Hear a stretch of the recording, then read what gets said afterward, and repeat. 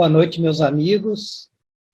Estamos iniciando mais um podcast, conversando com Kardec, desejando que Jesus possa estar conosco, nos visitando em nosso lar, abençoando a nossa família e a todos nós. Continuando, então, o nosso estudo do Livro dos Espíritos, a primeira obra codificada por Allan Kardec, hoje nós vamos, na aula de número 53, tratar do tema influência do organismo. E esse tema está lá na parte segunda do Livro dos Espíritos, que fala do mundo espírita, o mundo dos espíritos, e no capítulo 7, que nós estamos continuando a estudar, que trata da volta do espírito à vida corporal. Ou seja, esse capítulo trata do que vai acontecer quando nós reencarnarmos, voltarmos à vida corporal. Então vamos ver dentro dessa volta ao corpo, qual a influência do organismo sobre o espírito. E esse capítulo ele vai começar na questão 367, quando então é dirigido aos espíritos a pergunta se, quando o espírito se une ao corpo, ele se identifica com essa matéria. E aí os amigos espirituais vêm nos dizer que a matéria, o corpo físico, ela é apenas um envoltório.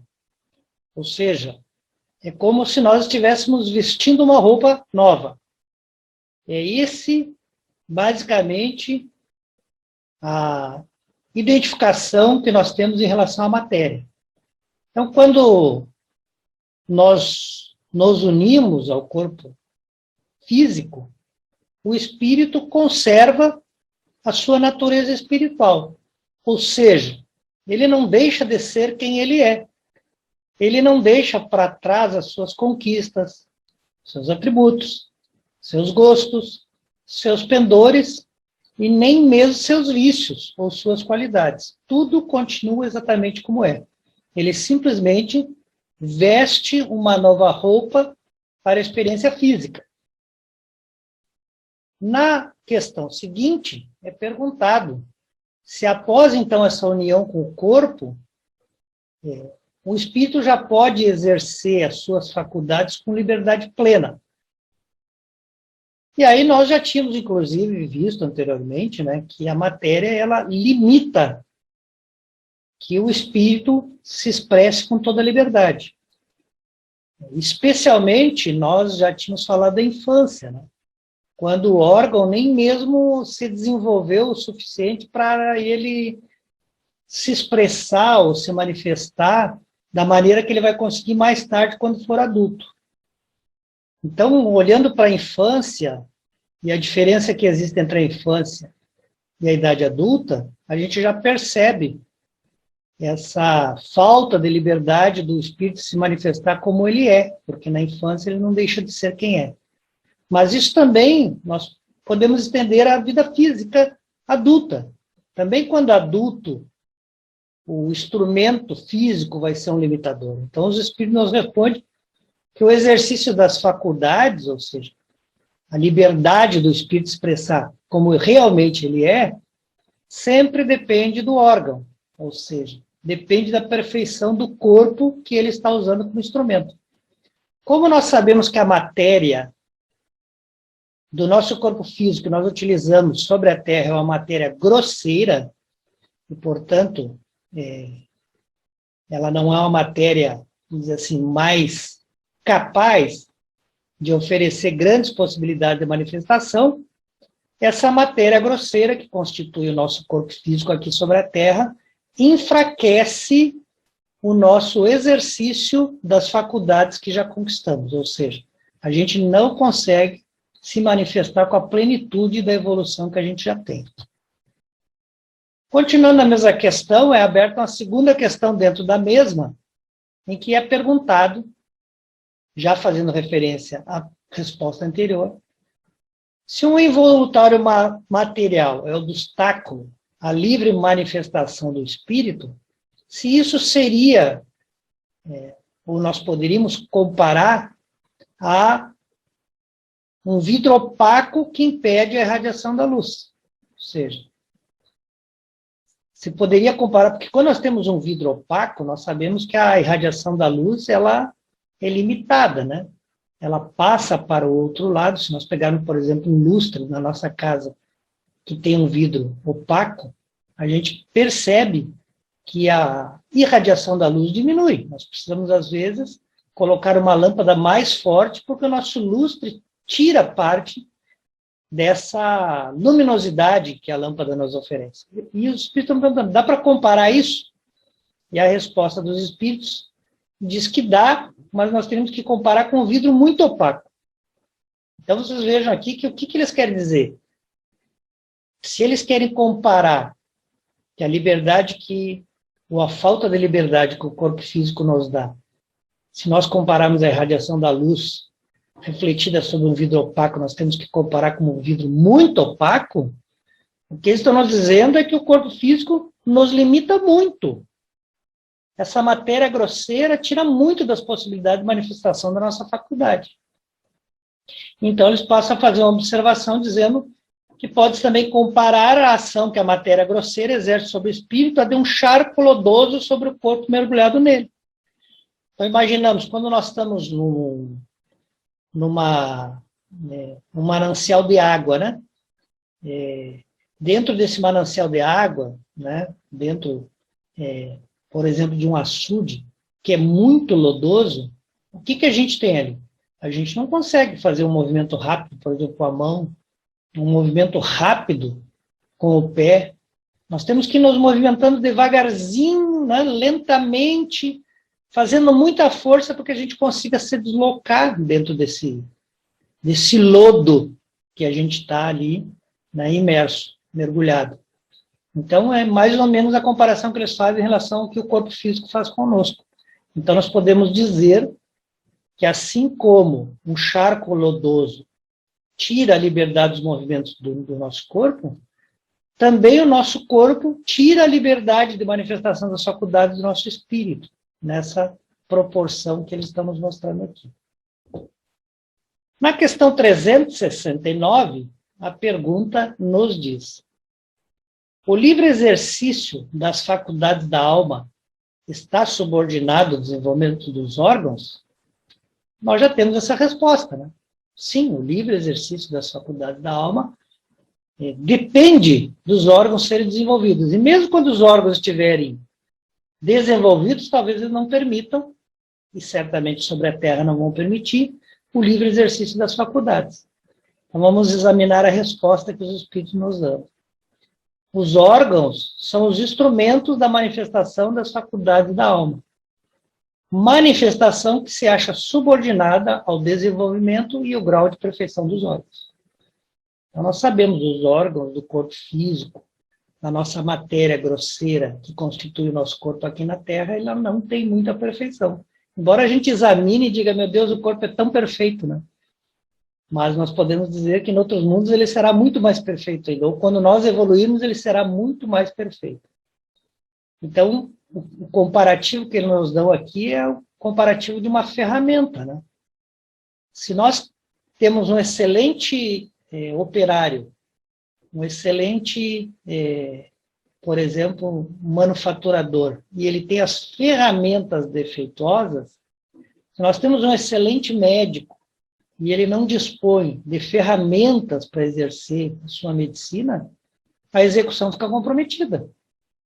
Se nós temos, por exemplo, um excelente marceneiro, mas ele não tem as ferramentas adequadas para realizar o ofício dele, o resultado final vai estar comprometido. É isso que acontece com o espírito. O espírito também, por ter um instrumento de manifestação que não é suficientemente adequado para a sua livre manifestação, ele acaba comprometendo a execução. Por isso que a gente pode dizer que a influência da matéria durante a vida física modifica muito as nossas possibilidades.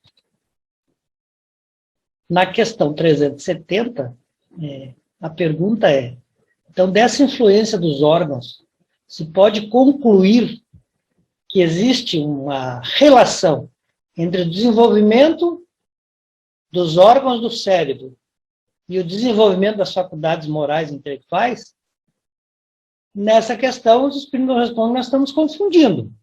Ou seja, eles não confirmam, eles dizem que a resposta a essa pergunta é não. Não existe nenhuma relação entre o desenvolvimento dos órgãos e o desenvolvimento das faculdades. A faculdade, para ser desenvolvida, ela não precisa que o cérebro, os órgãos do cérebro se desenvolvam. Ocorre que a faculdade estará lá. O espírito terá a faculdade. E um cérebro que não seja suficientemente desenvolvido ou apto a uma manifestação adequada, ele vai impedir a manifestação da faculdade. Mas nem por isso a faculdade deixará de existir. Então, ele está dizendo, você está confundindo efeito e causa. O efeito é a faculdade que o espírito já desenvolveu. Então, vamos imaginar que esse espírito é extremamente inteligente, né? Alcançou intelectualmente uma faculdade intelectual muito desenvolvida. Mas ele nasce num corpo físico cujo cérebro não consegue processar esse pensamento com liberdade total. Ele não vai se manifestar como uma pessoa extremamente inteligente. Ele não vai se manifestar como um espírito com a faculdade intelectual muito desenvolvida. Mas isso não quer dizer que ele deixa de ter, ele vai continuar tendo. Ele só não consegue se manifestar na vida física. No momento que ele está desprendido dessa matéria, até mesmo durante o sono do corpo físico, ele vai apresentar a faculdade como ela é. Esse é o efeito. Né? Desculpa, essa é a causa. Né? Desculpa, eu troquei. Essa é a causa. O efeito é o que nós vamos observar. A causa é a faculdade. A faculdade existe, então ela pode ou não se fazer vista, ou ela pode ser percebida ou não se o órgão possibilita. Se o órgão não possibilita, não vai acontecer. O inverso também é verdadeiro. Vamos dizer que a faculdade intelectual não existe. Independente do cérebro ou dos órgãos que esse corpo tenha, ele não vai se mostrar inteligente nunca, porque não existe a causa. O espírito não tem esse desenvolvimento intelectual. Então, na resposta, nós vamos observar exatamente isso. O espírito sempre vai dispor das faculdades que ele já desenvolveu. Então, não é os órgãos que dão a faculdade, mas é a faculdade que vai se manifestar conforme ela tenha desenvolvido o órgão.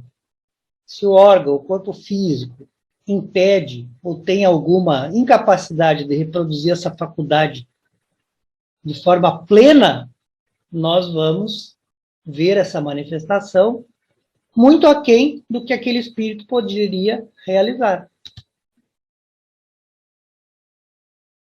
E aí se desdobra dessa pergunta uma outra pergunta, quando então é perguntado aos espíritos que, conforme a questão anterior, se a gente pode deduzir desse raciocínio que a diversidade das aptidões entre os homens deriva unicamente do estado do espírito.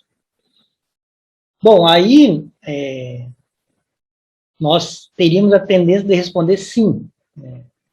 A diversidade das aptidões deriva do espírito. Sim, deriva do espírito. Mas nós temos que imaginar que ele está reencarnado e limitado pelo corpo físico. Então a palavra unicamente é prudente que se tire. Porque pode ser que a falta da aptidão, por exemplo, não revele o que o espírito tem de aptidão, por uma limitação. Então eles estão tirando. O termo unicamente não exprime com toda exatidão o que ocorre. Então o princípio de cada um ter uma aptidão, ela reside nas qualidades do espírito. Pode ser mais ou menos adiantado para uma coisa ou para outra coisa. Então se eu tenho uma aptidão para falar em vários idiomas, isso é uma qualidade do espírito, independente do corpo em que eu venha reencarnar. Eu já alcancei essa aptidão. Mas cumpre, porém, que se leve em conta a influência da matéria, que mais ou menos me tira, me cerceia, me impede o exercício dessa faculdade. Então, pode ser que eu tenha reencarnado nessa vida, num corpo, que embora eu tenha uma aptidão imensa para aprender vários idiomas, nesse corpo, ou este corpo, me impede, nesta reencarnação, de manifestar essa aptidão, ou esta faculdade, que eu já adquiri em outras existências.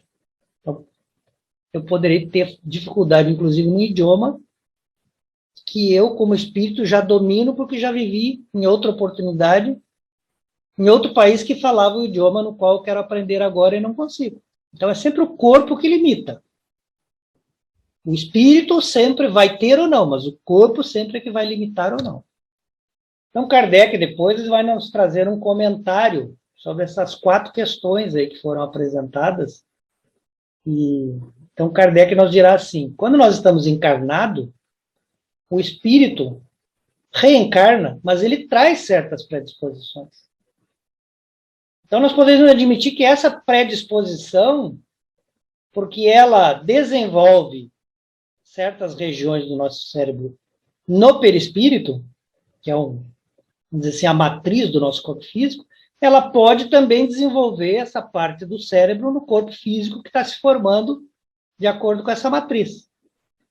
Então, o que nós temos? Nós temos que o desenvolvimento do órgão foi causado pela predisposição do espírito. Então, o desenvolvimento do órgão é efeito. A causa é porque essa predisposição já era uma aquisição do espírito. Certo? Então, isso é fato. É assim que funciona. Mas, se nós admitirmos que está no órgão, no cérebro, por exemplo, o princípio das faculdades, então o homem seria uma máquina. Porque não seria ele que teria as conquistas, não seria ele que conseguiria desenvolver as faculdades, não seria mérito dele. Seria resultado dele ter ou não ter um corpo melhor. E aí, então, a teoria do livre-arbítrio, da responsabilidade, da lei de causa e efeito e a responsabilidade sobre os nossos atos, ficaria desmentida, o que nós não podemos, de nenhuma forma, concordar. Então, aqui ele fala dos gênios, né? Os maiores gênios, os cientistas, os poetas, os grandes artistas. Por que eles são tão especiais? Não é porque eles têm um cérebro melhor que os outros, ou porque eles têm órgãos melhor que os outros no corpo físico. Né? Se nós admitirmos isso, nós teríamos que dizer que se ele tivesse nascido num outro corpo, né? Por exemplo, Einstein, um gênio, se ele tivesse nascido num outro corpo, ele então não conseguiria ser um homem brilhante. Ele poderia até não ser, se ele nascesse num corpo com defeito, né? Por uma questão, exatamente, do planejamento da encarnação dele. Mas se ele vem num corpo que tem possibilidade de manifestar a faculdade que ele tem, ele vai num outro corpo ser o mesmo gênio. Né? Assim como nós temos que começar a imaginar que se um espírito ignorante, lá no início da sua evolução, reencarnasse no mesmo corpo do Einstein, ele não seria um Einstein. Ele continuaria sendo um corpo, um espírito que se manifestaria de forma sem muita intelectualidade, porque é essa qualidade que o espírito tem. Então, um imbecil nasce num corpo privilegiado, vai ser um Newton? Não vai, porque ele não tem essa faculdade desenvolvida. Né? Mesmo que ele tenha o órgão melhor, o corpo físico, a melhor formação. Né? Então, as faculdades intelectuais, elas são do espírito. E o corpo vai permitir ou não essa manifestação de forma mais intensa ou menos intensa, de acordo com a programação dessa reencarnação. Mas se o espírito não tem o desenvolvimento intelectual, não há como o corpo permitir essa manifestação. Independente do corpo, ele vai manifestar a pobreza intelectual que ele tem. E quando nós falamos das qualidades morais, é pior. Um espírito ruim reencarna no corpo A, ele vai continuar sendo um espírito imperfeito. No corpo B também imperfeito. Agora, um espírito bom, independente do corpo, pode ser o corpo mais deformado. Ele vai mostrar as qualidades morais que ele já conquistou. Então, aqui ele cita, por exemplo, o Vicente de Paula, né, que nós sabemos que foi um espírito bastante evoluído, né, que trabalhou bastante com a caridade. Ele está dizendo aqui, nós não podemos admitir que esse espírito, né, que já desencarnou, mas continua no plano espiritual, se ele viesse a reencarnar com este corpo ou com aquele corpo, ele poderia ser um acelerado, um louco. Nunca ele vai ser. Ele pode reencarnar com qualquer corpo, ele vai continuar com a bondade, com a caridade que ele sempre praticou. Tá? Agora, quando a gente admite o contrário, que os órgãos especiais, dado existem, são consequentes que se desenvolve por efeito do exercício da faculdade, ou seja, se nós admitirmos, não, aquela parte do cérebro pode vir a se desenvolver porque aquele espírito já tem aquele conhecimento, aquela evolução nessa área, e aí, por ele ter, então, ele já tem o seu perispírito com aquela formação mais aprimorada daquela parte do cérebro. Ele vai imprimir no corpo físico. Quando nós admitimos isso, fica lógico. Então, ele faz uma comparação assim com o músculo. Uma pessoa que não para de fazer os movimentos com o músculo fica atrofiado. Agora, uma pessoa que pratica, por exemplo, uma atividade física, aquele músculo cada vez se mostra mais. Quem é o efeito, quem é a causa? O efeito é o movimento. Desculpa, a causa é o movimento. Se nós fizermos bastante movimento, aquele músculo vai apresentar como efeito, como consequência, ele ser um músculo mais preparado para o nosso dia a dia. Né? Essa é uma conclusão racional. Então, o que realmente é a causa? O espírito. E o corpo é uma consequência. Então, aqui ele se vale de uma outra comparação. Né? Então, ele diz assim, quando a gente vê uma pessoa que tem o vício da embriaguez, às vezes a gente olha o rosto dela e a gente já diz, essa pessoa provavelmente é uma pessoa que é alcoólico, né? É uma pessoa que ingere muita bebida alcoólica, né? Então, nós olhamos para a face e percebemos o comportamento. Então, ele faz o mesmo comparativo. Qual é a causa e o efeito? O que é que veio primeiro? Os sinais da face, os sinais fisionômicos, ou o vício da bebida? É claro que foi o vício da bebida, né? Os sinais da face só são a representação de um comportamento habitual que ele praticou por muitos anos de usar aquela bebida. Então, os órgãos da face dele receberam o reflexo, né, daquele comportamento, né, que aqui ele está chamando de faculdade, que no caso da embriaguez não é uma faculdade, né, é um vício. Então, os órgãos foram cunhados, foram modelados por aquele comportamento dele. A mesma coisa acontece quando nós, por exemplo, vemos pessoas que têm um desenvolvimento moral bem mais aprimorado que o nosso, a gente olha para o rosto daquela pessoa, um rosto belo. Por quê? Porque são as suas qualidades morais que imprimem naquele corpo físico um desenho mais bonito, mais harmônico. O inverso também acontece. Né? Eu não estou dizendo que isso é uma regra, né? Estou dizendo que isso às vezes acontece. Uma pessoa às vezes nem é tão bela, né? E por a sua aptidão ao bem, torna-se mais bela. E o contrário também acontece. Uma pessoa nem é tão, né, desajeitada, né? Nem lhe falta tanto a beleza, mas por ele estar sempre agindo no mal, a sua face, a sua fisionomia, né? Por exemplo, quando a gente vê uma pessoa tendo um ataque de cólera, né? A fisionomia se transforma. Então, é a faculdade, o comportamento, o modo de agir, as conquistas do espírito que dão forma ao órgão, ao corpo, e não o contrário, como poderia alguns admitir. Então, dessa forma, nós terminamos aí o estudo, né, dessa influência que o organismo vai ter sobre essa manifestação do espírito durante a vida corporal. O que nós podemos deduzir desse estudo é que realmente o corpo limita a manifestação da faculdade do espírito, mas a faculdade será sempre do espírito. O corpo não pode conferir ao espírito uma faculdade que ele ainda não tem. Então, as conquistas são do espírito. O instrumento pode ter um defeito para revelar na vida encarnada, durante a vida de comunicação com os outros, a beleza que o espírito já tem em determinada área. mas jamais ele será a causa, jamais o corpo será a causa da manifestação de uma faculdade. Não, aquela faculdade é do espírito, ele vai desencarnar e vai levar para todas as outras vidas que ele viver, independente do corpo físico que ele tiver. Então, resumindo, nós podemos dizer, é semelhante, como foi colocado aqui, a um artista, que embora ele já seja um artista, ele pode não ter, por exemplo, um pintor, o melhor pincel, a melhor tela, a melhor tinta. Então, a beleza da sua obra poderá não ser tão bela quanto ele poderia fazer.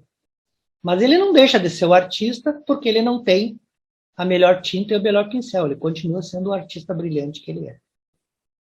Então, nós agradecemos a companhia de todos, pedimos a Deus e a Jesus que nos ampare e que nós possamos continuar aí nesse estudo dessa obra brilhante de Allan Kardec.